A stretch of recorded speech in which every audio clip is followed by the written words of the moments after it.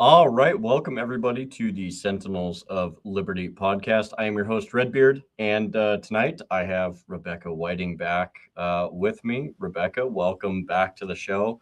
As everybody knows, we always try to lead with liberty first. We're uncompromising in the principles that we have here, and there's going to be quite a bit going on. There's a lot that went on over the last week, and I kind of hate it. It makes my job kind of hard to try and do this, but to hopefully help me sort through some of this craziness, I brought back Rebecca, and man, I'm super happy you're here. So, for those who aren't really familiar with who you are, Rebecca, you want to kind of give just a down and dirty, presentation or intro to who you are, and we'll get into it. Sure. So my name is Rebecca Whiting. I am the chair of the LPMN in Minnesota. I guess LPMN, anyways, Libertarian Party of Minnesota. My side job is that I'm also a homeschooling mom. We have a homestead in Bemidji, or a farm, or whatever you want to call it. I have dairy cows and sheep, do farmers market, local foods kinds of stuff. But also I'm a Iraq war veteran, did 2 tours to Iraq as a combat medic. Ramadi in Baghdad from 04 to 07. So been very much like the early parts of the war, which seems a lot more relevant these days than it was maybe even a year ago, when it was just, it was like, oh, well, that happened. But now, the stories of people like myself who were there in, the other quagmire of the Middle East during my time, now our stories are a little closer to home than perhaps they would have been, so. Yeah, right on. Well, and I think that's actually a great point to start off on, because for those of you who aren't familiar, there was kind of a little bit of a rebuttal. But before we get into that, I just want to do some quick housekeeping here. If everything goes right, either this next week or the week after, I should, quote unquote, I should be getting Scott Horton back on. I'm trying to wait to hear how all those things work out. As you know, it's just kind of the way that things go. And so I'm just waiting to hear back. Once I have a date and a time, I will make sure to let everybody know. But so moving forward, you bring a really good perspective from the veteran point of view. And as I was mentioning, there's people who from your,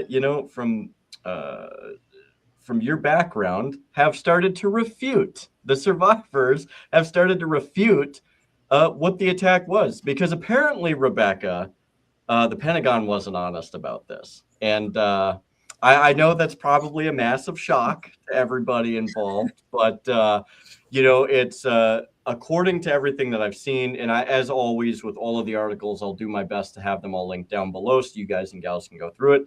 But allegedly, from what everybody was saying that have come forward, they were not prepared for the attack, one of the attacks that Iran launched. And but according to the Pentagon and everybody within the administration, we were totally prepared. We had everything in place. We had all the hardened structures. Everybody was safe. The people who were kind of left behind as like maintenance teams or crews or whatever, they were fine. But it turns out that's not quite the case. And I don't know if you really saw anything on this recently, Rebecca, but it's kind of a quagmire, to say the least. It doesn't look good. And, given the state of how things have been recently, with the fact that we've had downed aircraft, we've had losses, we've had scores of U.S. American military personnel that have been injured to varying degrees. It's just kind of one of those things that kind of is just another pigeonhole in this whole story that they've been trying to create from the very beginning. Yeah, I mean, like this. Okay, so I was a medic, right? Like, kind of, and obviously not in this conflict, but there's elements of all conflicts that are very similar in the way that just war in general just kind of has like these certain characteristics, right? Sure. This is a camp that I believe was in Kuwait. Like, you got to understand is that the bases that they had in Kuwait, Oman, all of these around, around the Middle East, but not actively in a combat zone, were considered untouchable. That's what these were. So yeah, they were completely unprepared because there was no preparations for these places. There was nothing ever happened in places like this. And then you're talking about like Iranian style missiles with their, obviously we know now that their capabilities, I feel like that the American government greatly underestimated what they had the capacity to do, how far they could go with it, and how willing they were to use it when pushed. These bases, honestly, and maybe it'll come out later that I'm right, but I don't know how the casualty count isn't extraordinary, because you don't just attack with missiles in places like this where people truly they don't go around with their gear. Maybe they don't even have their weapons there. That's not like they were considered, in the rear. So there was nothing that they need. There was no imminent threat. And I don't know why that our government wasn't like, hey, we're going to go bomb Iran. Didn't first help these bases around the Middle East to be prepared for what at least potentially could happen. And it's not even a potential because it did happen. That was a complete failure of leadership. That there is no other way to put that. The people that are in charge making these decisions right now have absolutely no idea what they're doing. They don't have the ability to think ahead. They're not, because they're, since the beginning of Trump's term, they're like, oh, he's playing 5D chess, or, whatever D chess it is. It's obviously they're trying, and they use that in a way to just trying to make it seem like he's smarter than what he is. No, this is, they have no idea what they're doing. They don't. Sure. Hegseth is probably the worst thing that's ever happened to Americans in my lifetime. I would say arguably he's worse than Donald Rumsfeld. He's worse than the Bush administration. Because at least, and I disagree with reasons for going into Iraq even.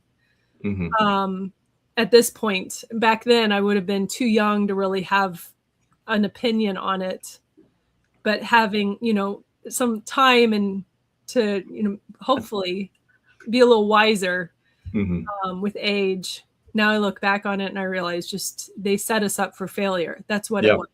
We were completely set up from failure from day one. And this is very similar to that.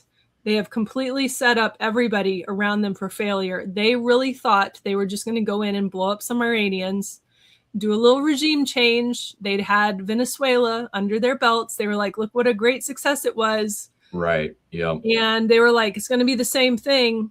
Shocker. Iranians are not the Iranian, all of it. Nothing is like Venezuela. And any moron could have said that. And I suspect, and maybe you're going to cover this, but that's why so many generals and top leadership in the military has just been, given their marching orders and forced into retirement or fired, but at the hands of Pete Hegseth. So this is, I'm not expressing just how mad this makes me, but this is pretty bad. Right. Yeah. Well, and that's one of the things to where I feel like, and that was something I did kind of touch on a little bit, and I think maybe 2 or 3 episodes ago, which was the fact that it really does seem like they're cleaning house. And look, I get if you're cleaning house because somebody's not performing their job, or for whatever reason, there's a failure to achieve standard or whatever the case might be. But it's, from everything that I've heard, it's not even so much that as it was there was a potential clash of personalities, and then there was like a disagreement where it's like they're not agreeing on the methods of how to go about doing things, and there's a departure from like, hey, this isn't the best way. We don't think that this is the best plan of action in terms of addressing how we would even begin to have, like, because they're like a ground campaign, because that was something they had been discussing, and I believe they've still got a plan for that, whatever that looks like. I hope we never even find out, to be honest, because everything else has just been a dumpster fire. Well, But have you seen the propaganda that's coming out of like the White House social media? mhm, And they're calling this, I mean, just go look. It's really gross. right. And I remember coming home from Ramadi, my first deployment, and you got to understand, my first deployment in Ramadi was 0405. So this was the ground invasion. Well, taking Fallujah happened while we were Mhm, there. And because Ramadi was the neighboring town to Fallujah, we set up the mass casualty overflow. We had, mhm, it was Marines that took on the Battle of Fallujah, but Marines don't have medics. They have corpsmen from the yep, Navy, but they also didn't. So we had the aid station, is what I'm trying to say. sure. So like that all happened while we were there. And I remember coming home on block leave because our deployments were 12 months long. And so you got 2 weeks if you wanted it to go home at some point Mhm, during that 12-month time period. Mine just happened to end up at like a month after the Battle of Fallujah happened, right? And I mhm, remember coming home and uh and then seeing us literally on the mhm, news.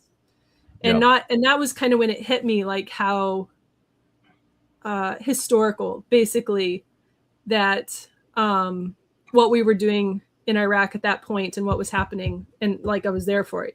right. And but the way that the news was portraying what was going on while I was there, Mhm, like actually living it, was like right. two totally separate things. And That's that was when I crazy. realized, yeah, the propaganda of, and it was Fox News because that's what my parents watched. They were good Republicans. For They watched sure. Fox Yep. News. And the propaganda of the mass news media outlets, or whatever you want to call them, I Mhm, feel like that they're just an arm of the government. mhm, They're told what to say and how to say it, and it's not even a bias. It's their own marching orders, right? mhm, um and I just realized that the propaganda around Iraq at the time, coming home and then seeing us on the news, was it was two totally different stories. right. And I would try to like explain to people, no, this is what's happening, this is, and it just, but this is not what's on the news. Well, you can't. And if you've never been confronted with what the propaganda and how strong it is, if you've never had a reason to question it, why would you don't realize that it's Right. Yep. propaganda.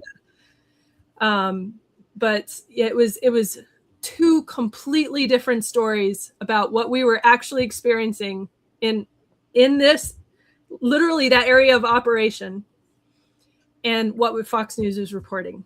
And it Right. was just so and everybody was walking around just in their, like clean, their homes, and they're going to the grocery Mhm, stores. Nobody's carrying their weapons and nobody's dying on the street. It was just such a weird.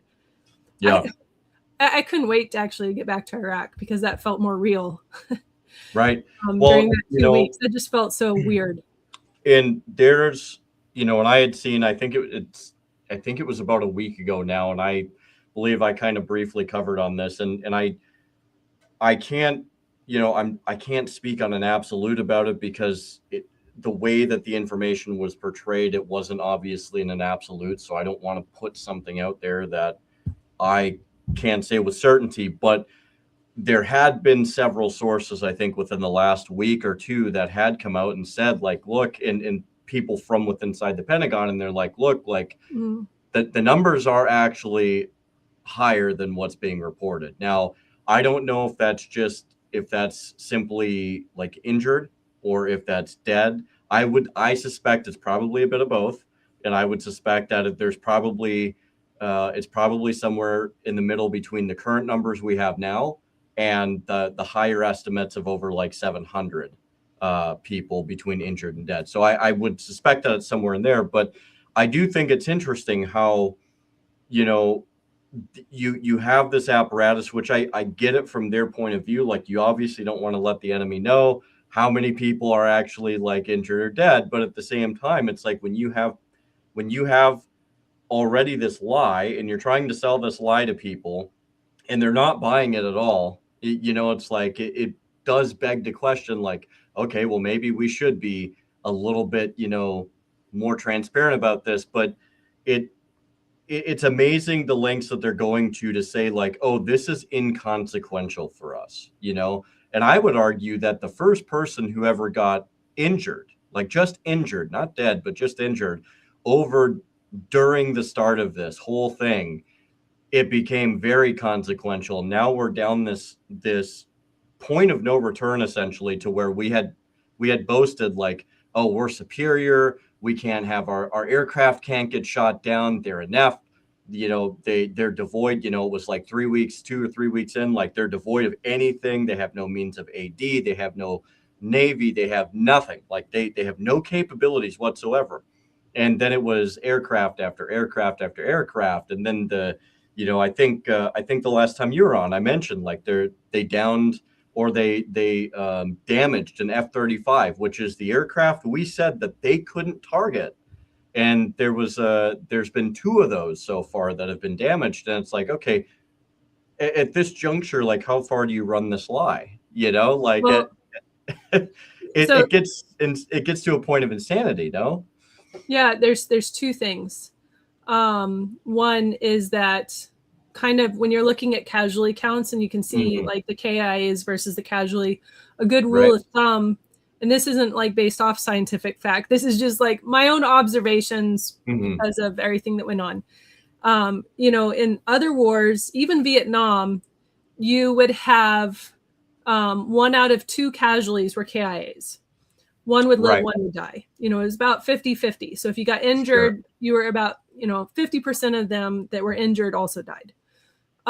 When we got to the first Gulf War and in Iraq, that statistic started to become substantially broader, I guess is what I would say, because we were so good at what we did.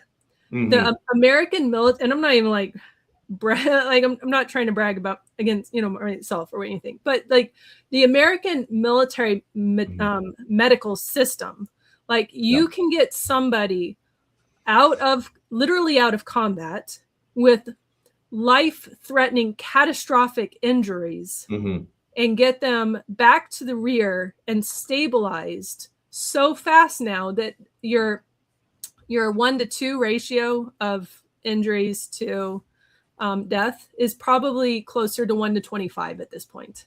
Yeah. And that's not including walking wounded. That's not like a walking wounded person would be somebody that just like took, like got some shrapnel and a scratch or something. Sure. That's not even, I'm talking about people that have to be carried off the battlefield. All right. Right. Catastrophic injuries, essentially.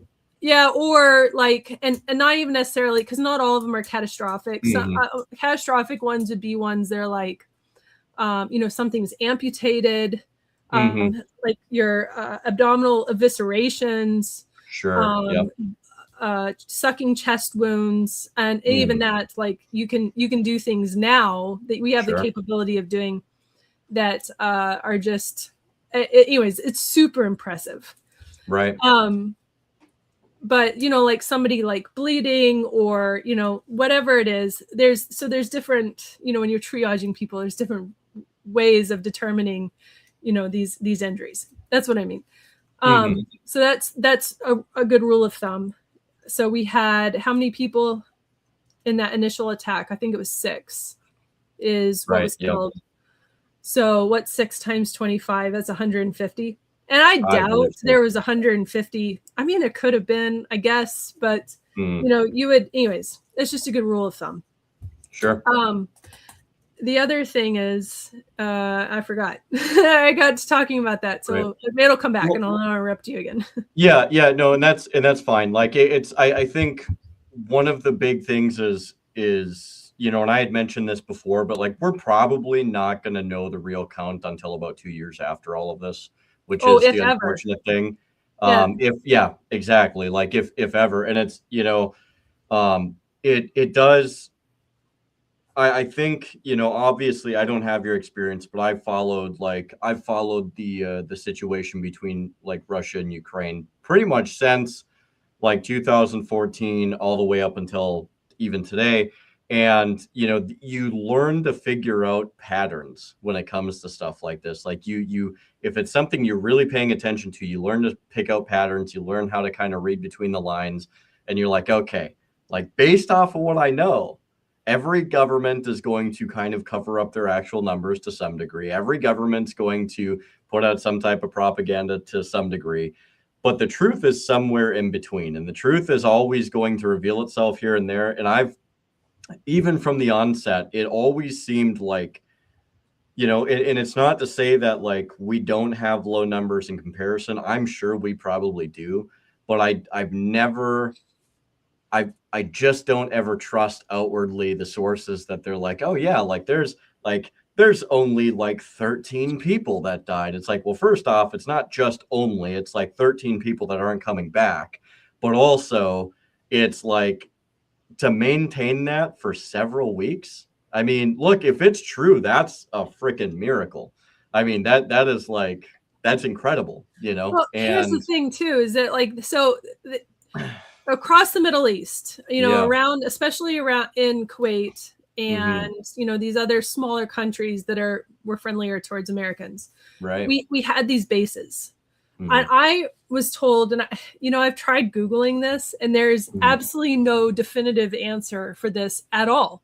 But I have been told by reliable and reputable sources that know what's going on and who know what they are talking about and who wouldn't lie hmm, to me, that we had there's some of the camps that we used are gone. They're just yeah, gone. And yeah. I've heard that. like the camps that we had in these countries, they're not just some small outpost. This is a Right. substantial loss of Hmm. infrastructure, a substantial loss of infrastructure. And some of these camps were like where the staging area happened to be able to Yes. do, before you went into Iraq, or I guess now Iran. Right. So like if we've lost, and this is why Iran would have attacked them, it's because they would have known that we were using those as staging areas For sure. Yeah. for movement of troops. You can't just, it's not like we're back in World War II where everybody's just on a ship and they're going to land on a beach. Right. Hopefully that's not what they're Right. planning, because that would Yeah. be a Let's hope that's not the disaster. case. Yeah. But like these camps, and some of the names of them were places that were absolutely pivotal for being able to like basically like bounce out of the Hmm. Middle East and straight into Iraq and these other places or whatever. And they're gone. They're gone. Yeah. And so I don't think that they're absolutely not, it's not even that I don't think, I know that they are not being honest about Hmm. what's happening. They're not giving a true picture. And I don't even think that's just an OPSEC kind of thing. I Right. think that they have tried to sell us as they're winning. And Trump is so arrogant and deceitful. And maybe he doesn't even like, this is test, it's easy being honest Hmm. when everything is going right and you look good, right? But it's a whole lot harder to be honest about what's going on when you've made bad decisions that are Right. getting people hurt and you're losing American assets because of your decision making. Right. And so now they're in a situation where they're like, we can't be honest about what's happening here. Hmm. We said that we were going to go in there and we were going to do regime change. We were going to win this quickly. And that's not what happened. And Right. I really, and Trump is going to put his ego before the lives of the American soldiers and troops that are Right. over there. He will. That's what will happen. So, one thing that well, there's actually two things that I'll pivot to you, and then there's two things I'll bring up after you reciprocate. But I know one of the things initially that was being said is like, oh, a number of these places had been evacuated. Okay, if that's fine and they left skeleton crew, like let's play around with the idea. If they did and they left a skeleton crew there, right, just maintainers or whatever, people to keep things going, it still doesn't negate the fact of what you've said. And I've heard that exactly what you've said too by several different people on like Daniel Davis's podcast and Judge Napolitano's podcast, basically saying like, look, like these are monumental losses. And the first of those losses, also came with the fact that 10 of our highly sophisticated, highly advanced radar systems were taken out almost right away. And those were extremely important for our ability to project, power and assets and stuff like that. Our defense systems were hit. You had countries that basically ran out of AD. They were looking for AD within like the first week or two. It was just a monumental disaster. And so it's like, even if you had an evacuation of people to supposedly like quell, the number of people that would be hit in the crossfire, it still doesn't, again, negate the fact of exactly what you said. And from the sounds of it, the first article that we pulled up, it sounds like they're not even being truthful in terms of what the fortifications were at some of these places. Well, And there was so, no, that was the thing. There right. might have been some checkpoints, the And gates, where they were checking IDs, but right. that's it. And so you have a situation to where now it's the average soldier, sailor, marine, airman's job to come forward and be like, hey, like they're freaking lying to you about this. And there was nothing here to protect us from drones, which if anybody's seen the pictures, I mean, you look at some of these drones, some of them are faster, some of them are just ungodly slow. And they take their time and they float in and they would take something out. And it's just like completely unfettered. And, so whether But it's a there's no drone, a air missile, defense whatever. systems in any of these places. There's Exactly. none. And There never has been. right. And that's the thing is like, so the whole picture is just absolutely reprehensible in my mind. And the fact that they continue to try and wage this idea of like, oh, it's fine, it's not that bad, again, the numbers of casualties and killed are not that. None of it adds up. The whole thing has been so inconsistent, as well as the reason we've gone over there. It started as missiles and nukes, and then it went to regime change, then it's not regime change, Now it's and opening the strait, which was open, right. by the way, before this all started. And the crazy thing is the strait is still to some degree open, just not to us. And so and after this whole conflagration, the last like 3 days of we're going to have talks, and then of course you have Israel and everything going on in Lebanon. It's like, oh, now there's no hope that the strait is going to be usable.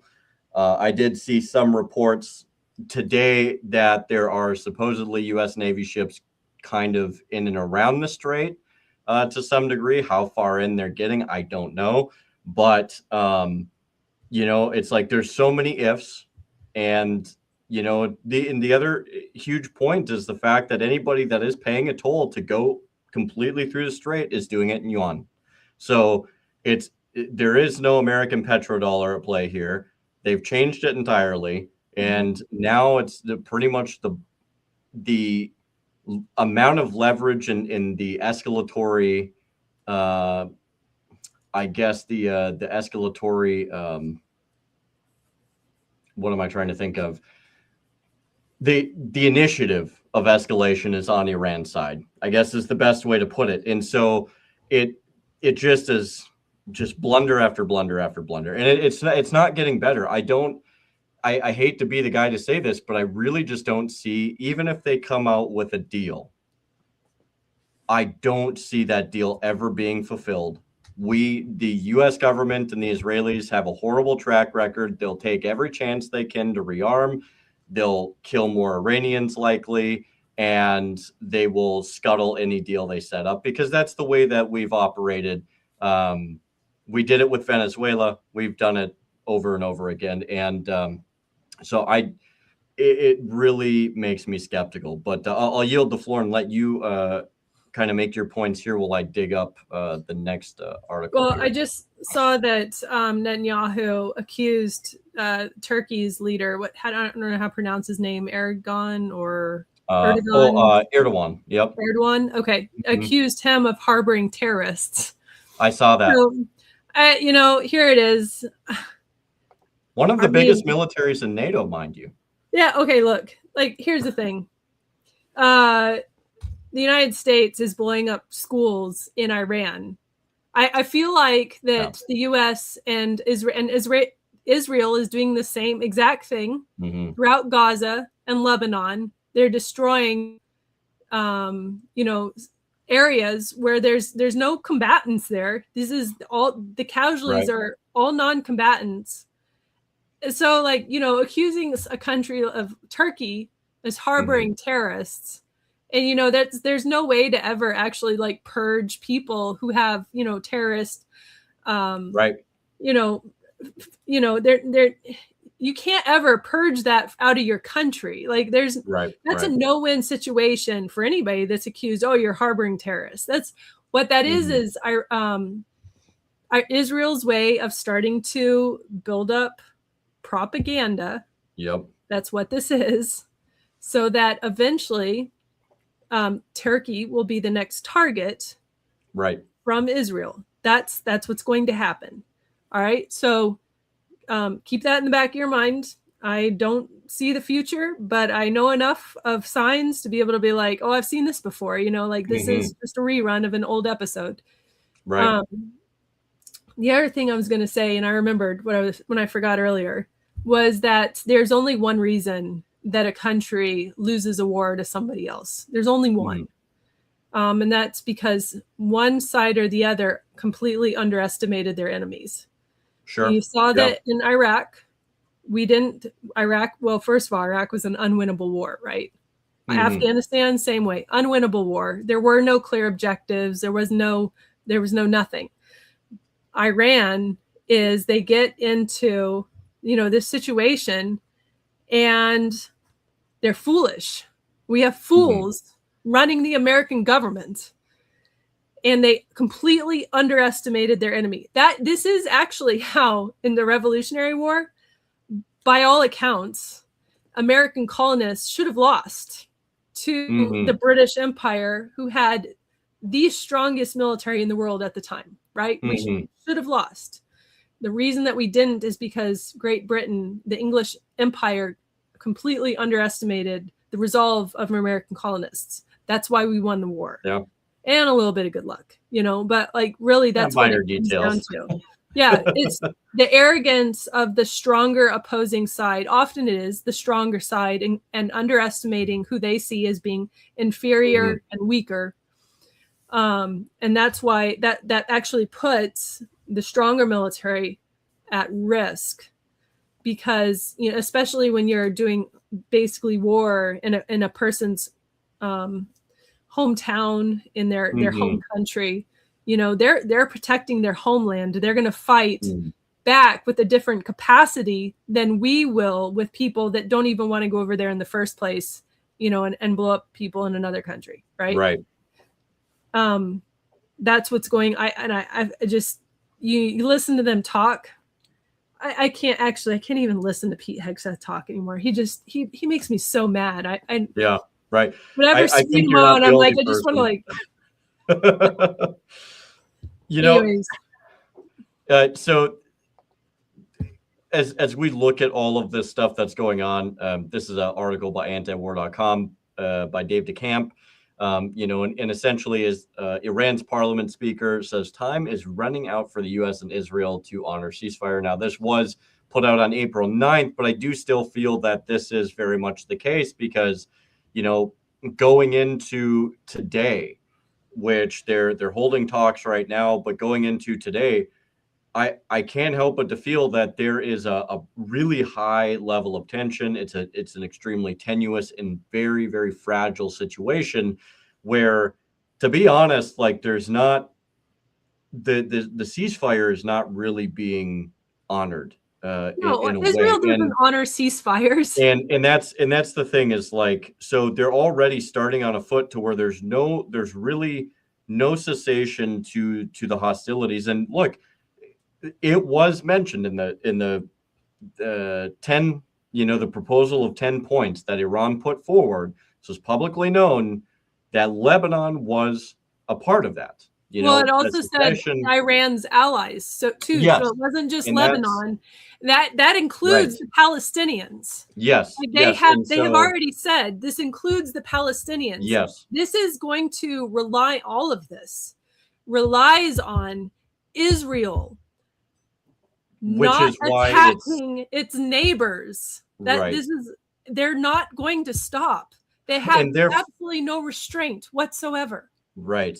And therefore it's basically, if we're being completely honest, if that's what it's predicated on, it's not going to matter. It doesn't really matter what the US and Iran agree to, because it's all doomed to fail, because you have Israel that is essentially the main spoiling belligerent in all of this. Now, there was an update that I'm going to put up here. In addition to that, we're negotiating whether we make a deal or not. Makes no difference to me. And the reason is because we've won. Whether you listen to the fake news or not, it's amazing. Their credibility is down to 13%. The media credibility down to 13%. Think of it. We defeated their Navy. We defeated their Air Force. We defeated their anti-aircraft. We defeated their radar. We defeated their leaders. Their leaders are all dead. And now all we do is we'll open up the strait, even though we don't use it, because we have a lot of other countries in the world that do use it that are either afraid or weak or cheap. I don't know what it is, but we were not helped by NATO, that I can tell you. Yeah. Oh, this is him complaining. I saw shortly, and just one point. A few days after they bombed Iran, I watched Trump and Hegseth both get out and be like, "They're bombing us! How dare they?" I'm like, "Yeah, I remember that. Attacked first. What you're mad is that you sucker punched somebody. And instead of them lying on the ground and crying about it, they got back up and they punched you in the face. And now you're acting like the victim. You're not the victim. You're literally the aggressor in this situation. Right. Yeah. And and he might say like that they've taken out the Navy and their military and their leaders, blah, blah. You know what they haven't done, where they have done also, is that they've created the next several generations of radicals to oppose the United States. And they're not going to differentiate between you and me and Trump. Yeah. And, the other thing too, and I've listened to quite a few people explain how their, the Iranians military system is kind of displayed. And it's meant to be where if you took out the Ayatollah, as we did, it's set up in a mosaic way. So where you have all of these independent, autonomous groups around the country of Iran, they have the ability to act upon their own initiative. And they do have a command and control to some degree. They have communications. They have the ability to coordinate. They have the ability to still continue to in effect, carry out military attacks and repulsions and defense to the best of their ability. So they're not inept. They're extremely hardened in the fact that a lot of these things are in the mountains. They're buried in the mountains. They're very far down inside this very heavy rock. And, and it's like this idea, again, there's an extreme danger in talking about absolutes. So when you're saying that we have completely destroyed everything, but yet you have tankers, you have cargo carriers, you have helicopters, you have fighter planes, you have all of these different things that are being knocked out of the air. And especially the tank, the A-10, right? The one thing that's actually supposed to be okay against, AD. It's supposed to just take a hit and go.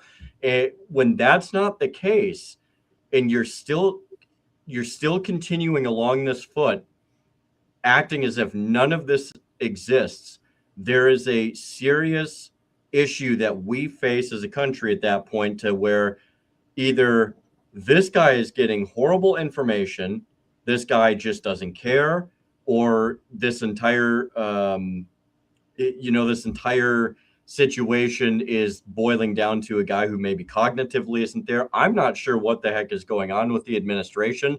I think it's probably a mix as it pertains to Trump, but at the same time, I think this current administration just really, not only is it can it not even tell the truth about even basic things, it's not interested in the truth. And I think that's a very, very dangerous situation that it puts all of us in, because now you have a administration and a government that is running purely off of just extreme fallacy. And when things do finally get bad, and you do start seeing a lot more people come through the airports in the flag draped coffins, if we do go and we advance this farther than it is, to a much higher degree, what do you say then? A full-fledged war with Iran and its allies isn't going to just be flag draped. You can't lie your way out of that. Well, yeah, but it's not going to be just flag draped coffins coming home. It's going to be people on our shores that are dying. Like they don't have any reason at this point to just be like, why shouldn't we attack populated areas in the United States? That's what they're. So I read today that some of the missile attacks in the last 24 hours in Iran, which are still happening, was one of the largest Jewish synagogues in Tehran. I saw that. Completely destroyed. That doesn't make any sense. No. Why would you destroy?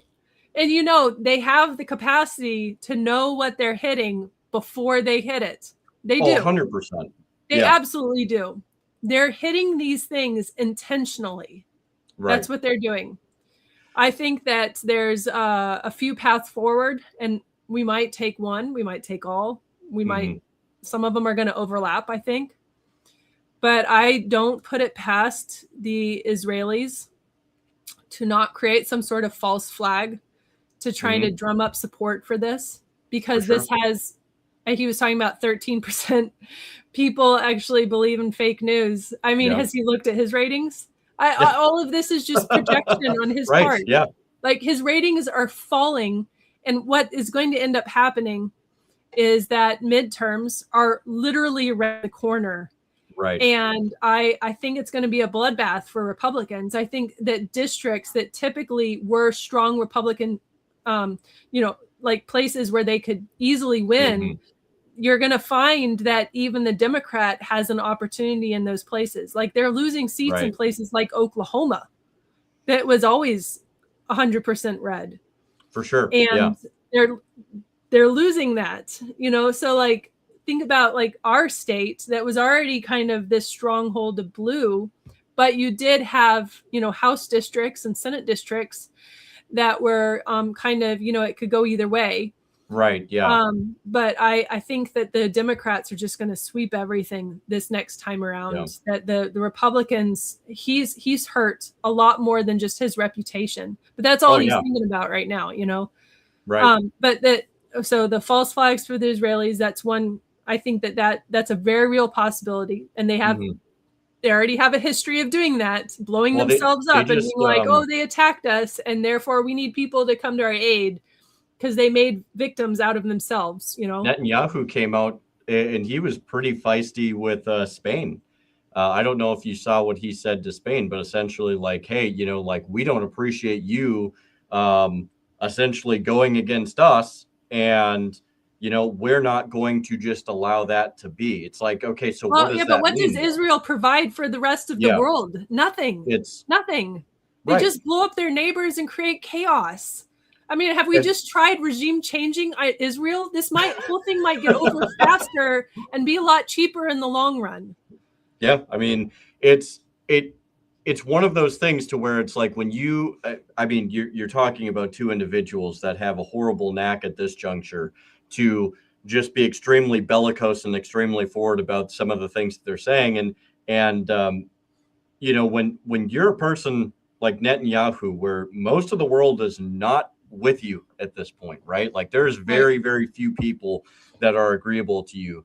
And you're basically saying like, hey, there's ramifications for the fact that like you're, quote unquote, disrespecting Israel, the IDF, and our heroes, and also going so far to say that we are the most moral army in the world is well, and I know his that some words, people not mine. honestly believe that, but it's And because they're not paying attention as to what the right, IDF is actually doing to right, people who are like, there's rules of war for a reason. You can't yes, just go and blow people up and say, oh, well, we were at war, a war that they hmm weren't participating in, and then hmm and then say that you're morally superior. That's not how this right, works.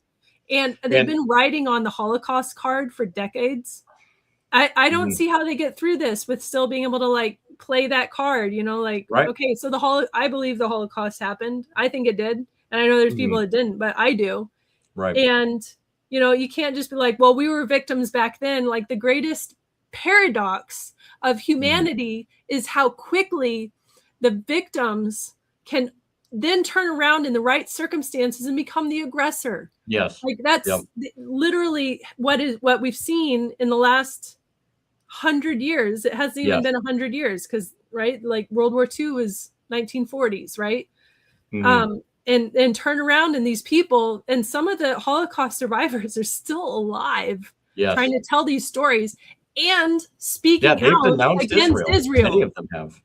Yeah, Yeah, and just to kind of bring it back to the home front here, because I know you're kind of on a time crunch, so I'd sure. like to Sorry. kind of bring it back to the home front here.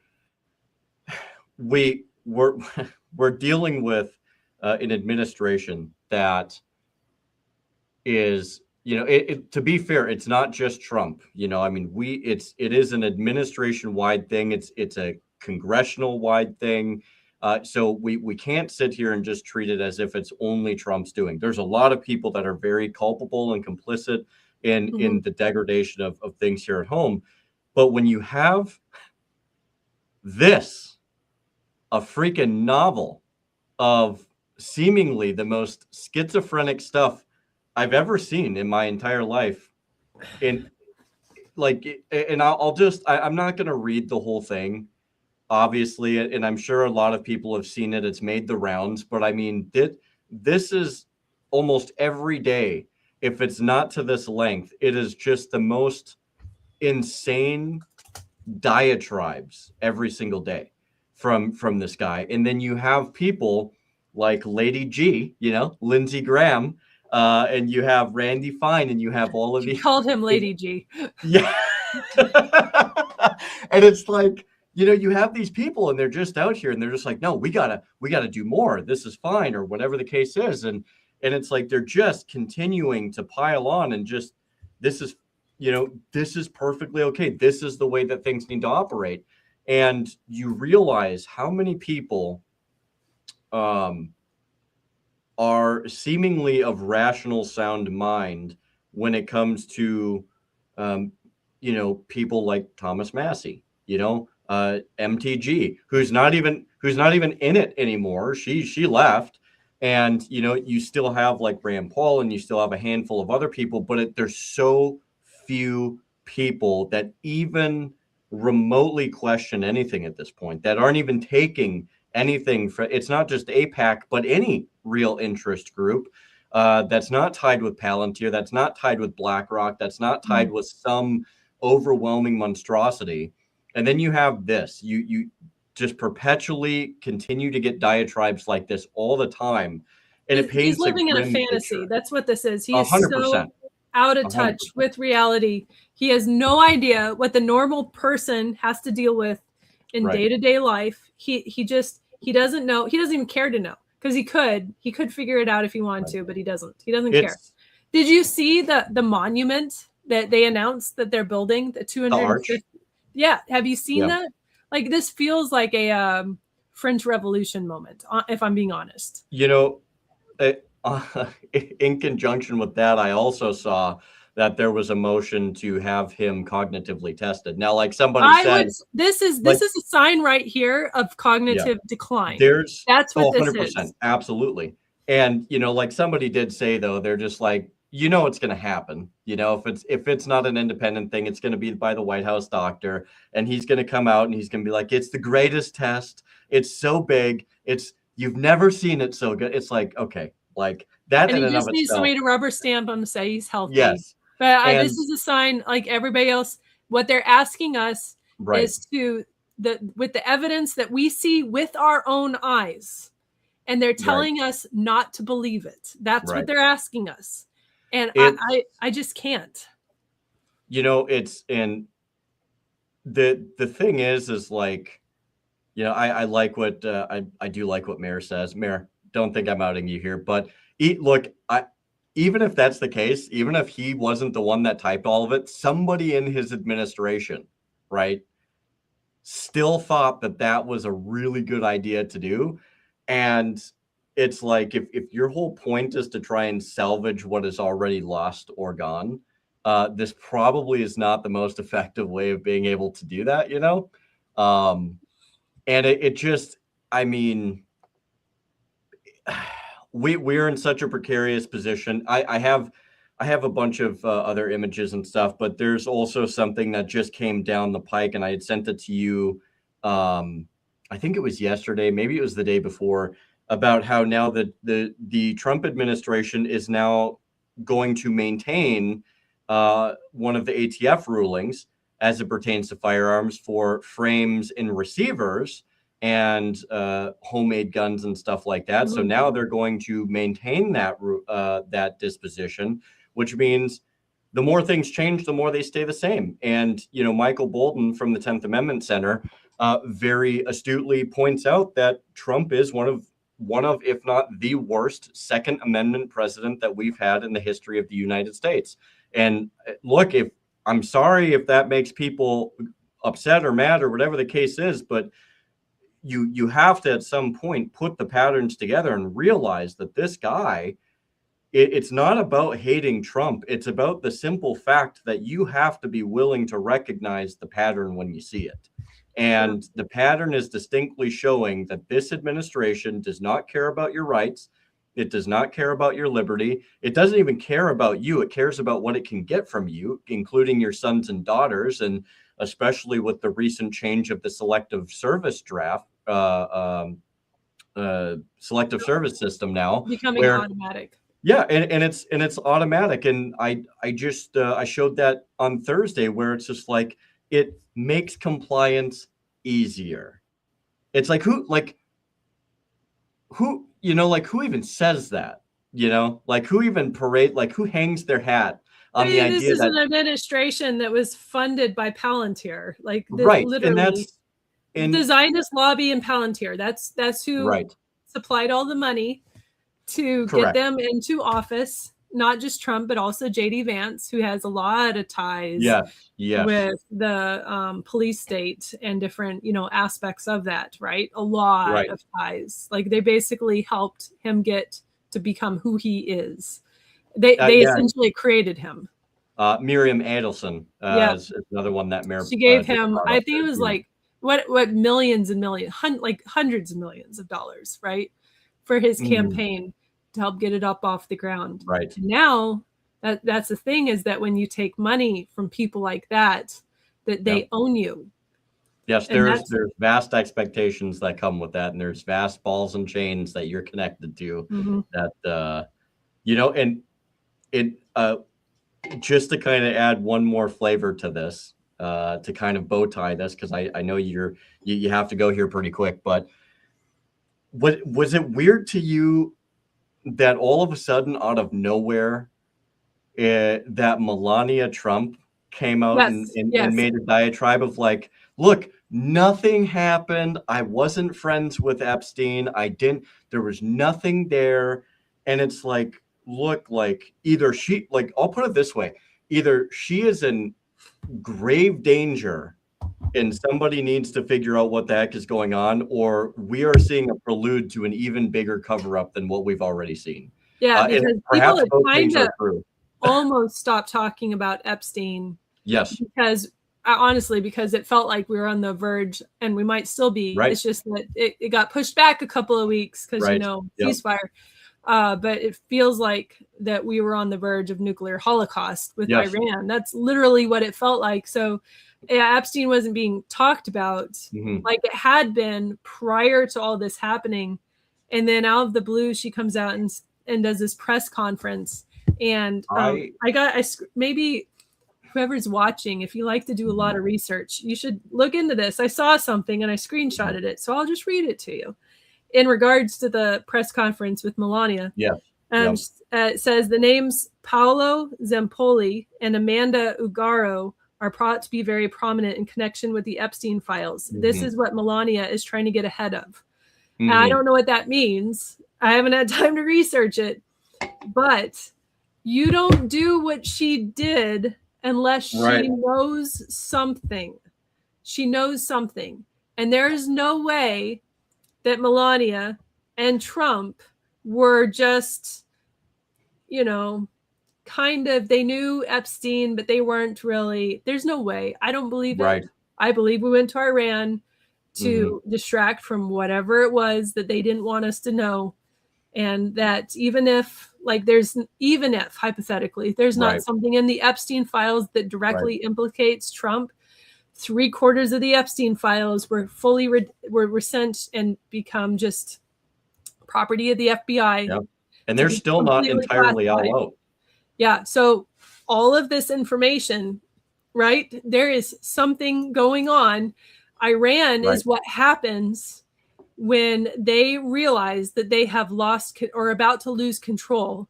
Yes. And then this is a wild card that they weren't ready to play because they've lost control of this too. And the future feels very uncertain. There's, and the crazy thing is too, is I think it was at one point last year, I believe, I could be wrong. Somebody can double check me on this, but at one point last year, I'm pretty sure that somebody higher up in the Kremlin even said, like, hey, look, like, we have files, like we have stuff that if we wanted to, we could release it. And I believe that Iran also has stuff. Oh, I believe Netanyahu has it too. I believe 100%. I believe Netanyahu does. I think there's a lot of people that have a lot of stuff on a lot of very high dignitaries, not just in the United States, but all over. They did this all in the open. Yes. And they believed back then when they were doing it that they were untouchable and that nobody would care anything about this. Right. And now, because they had their network and they had control of their network, well, now it's being exposed. Yes. And they're realizing that actually we do care if there are elitists raping our kids. Right. We do care, in fact. And what worries me a lot, and I've said this a number of times on quite a few episodes recently, and I'll probably say it for quite a while longer, but it's very suspect to me that we are in the midst of a war that, if we're being completely honest, we might not be losing, but we're sure not winning. It's very dirty. It's not looking good. We are being exposed for capabilities we say we have that if we have them, we're certainly not using them. And then on top of that, you have the whole Epstein debacle. You have, and it's not just Epstein, you still have things with Russiagate that people aren't being prosecuted for Russiagate. I mean, the list is, like I said on Thursday, the list is long of stuff. I mean, there's a laundry list of scandals and very, in my mind, very prosecutable things that have gone on. And it's weird to me that we're seeing a massive push now for restriction and banning of firearms, of almost confiscation level measures, to where Daisy BB guns, I actually got them to like my comment to them, but they came out and they were like saying, yeah, New York is even going so far to try and restrict BB guns to where you have to put a thing at the end of the gun to where a blocker, essentially, to where you can't even use it. It would be considered an imitation of a firearm. And so, I mean, these Have you ever met people anybody that actually shot their eye out with a BB gun? never. I mean, my friends and I used to shoot each other with BB guns, but I digress. But it is terrifying when you look at all of these different things and almost like in one fell swoop, they're trying to come in here and literally take the guns. They're trying to control the guns. And I'm like, dude, like this is a concerted effort. And as you know, the Republicans, they might look like they put up a fight, but once it's passed, they don't do crap about trying to overturn it. So they're not going to help you. I said, like, look, like we are at a precipice to where we are very much at a point to where people are really going to have to ask themselves about non-compliance and how they're about to move forward with this, because we're at a very dangerous point. And it's not entirely just the Democrats. It's not just the Republicans. These are two wings of the same bird, and they all hate you. So I'll let you get a couple points in there too. And then I have one thing in particular for you, Rebecca. If you have a minute to answer it, we'll get to that. But Sure. I'll yield the floor and kind of give your opinion about that and what you think. So. I don't know. I've just been, as a pattern person, and some would say that's probably why libertarians are statistically more likely to be autistic, is that because we notice patterns and then we're like, oh, well, we know where this is going, and therefore why wouldn't you oppose it? Because libertarians, like, very similar with autism, have a very clear sense of right and wrong. What? I've seen this episode before. Yeah. So this is just, this is the way I look at things too. And that was the way, like, when I see a situation, I try to figure out what the next step is, what the natural path is. I know enough about people and humanity and characteristics of, different varieties of people. And I say, like, different characters of people, to know that, kind of predict how they're going to react in situations. And we have people that are in charge of our government that if they could completely subjugate us, they would absolutely would. And they don't care. They don't care about you or me. They don't care about your kids or your future. Yeah. And they're the ones that are creating these wars to fight. They're not going to fight those. They're asking us to fight those wars that they created, wars of choice. Right. Iraq was a war of choice. Afghanistan was a war of choice. I mean, if we were going to actually do something about 9/11, we wouldn't have gone into Afghanistan and fought the Taliban, who had absolutely nothing to do with 9/11. Those were Saudis that flew the planes into the World Trade Center. It wasn't the Taliban, so, like, we already have a government that has, and it doesn't matter who's in control, a long history of saying one thing and doing something completely different. Yes. And we don't have honesty. We don't have transparency. Again, they don't even care. What they are relying on is people to remain uneducated and stupid, and to lack the curiosity to find out the truth for yourself. And then those of us that do are going to be completely villainized because we're exposing them. And we're the ones that stand in the gap, basically, from them being able to do whatever they want to everybody else. Right. That's why we're such a threat to them. And I know we didn't talk about this at all, but I'm running for U.S. Senate this election cycle, right? Yeah. And this is, sometimes you're called and asked to do things that, you're like, every once in a while, I'm like, they've got the wrong person. Like, this isn't, but that's who we need. Like, we need the people that wouldn't be doing this unless the situation called for it, because the Right. people that want these positions, that essentially lust for these positions of power, are the very wrong people that should have them in the first place. Those of us that we just want accountability. We want people to be honest. We just want to live our lives peacefully. We're content, actually, with what's going on. This is an inconvenience. Right. To have a government that's going to be that's willing to engage in things that are detrimental to our future, but that we also have to be the kind of have the kind of strength to be able to stand up against it and recognize when the time is that it needs to happen. That time is right now. That needs to happen right now.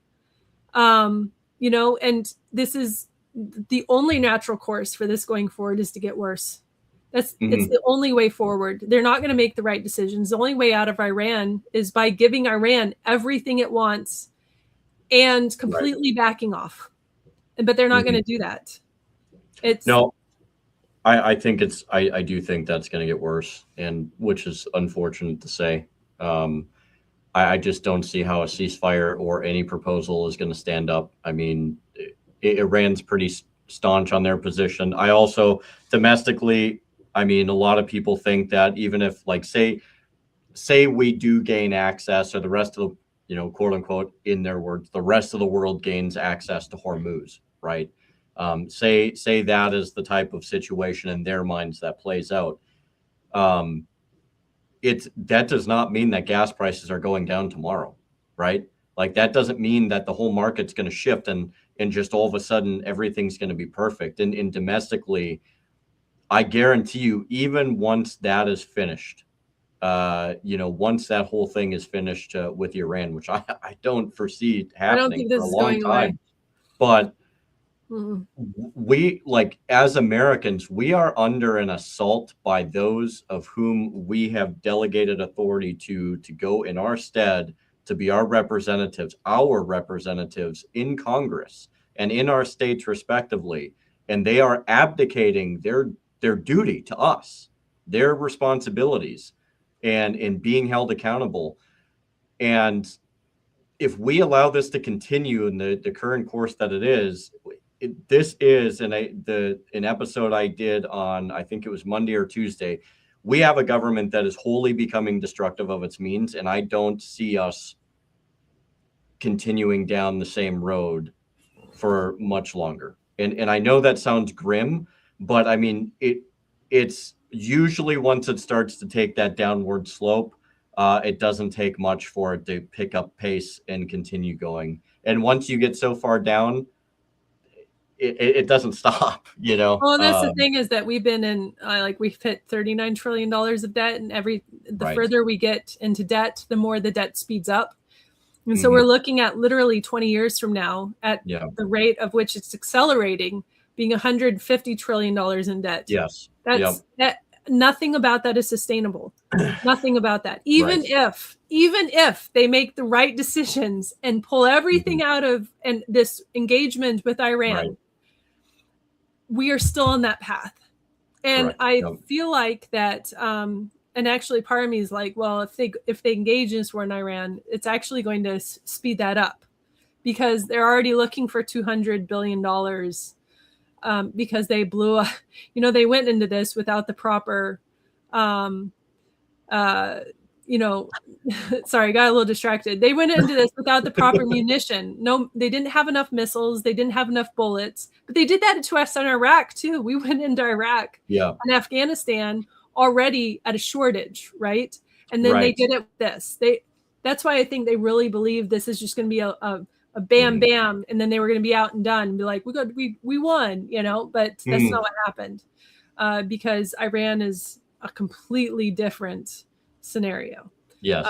But, you know, so I know that it is really easy to feel black-pilled right now. Yes. Because of everything that's going on. But out of all of these situations, this is what I think about. Like, you know, humanity is cyclical in nature. You know, we have these good times and bad times, and good times again, then bad times, and they just keep on going. You know, and people have to endure it.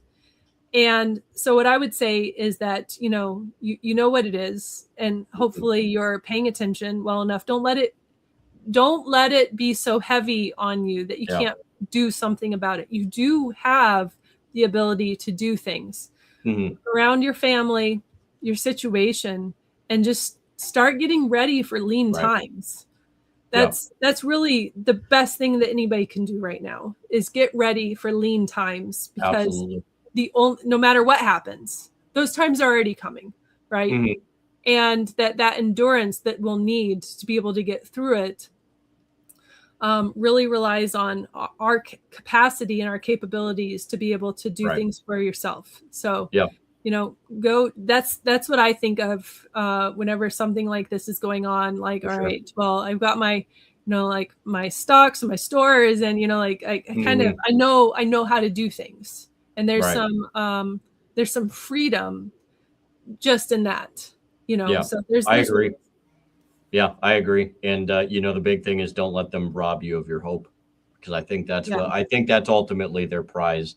So on kind of a happy note, before we finish up here, there is a nice comment by Mayor. My wife wants to ask Rebecca's opinion on cob houses.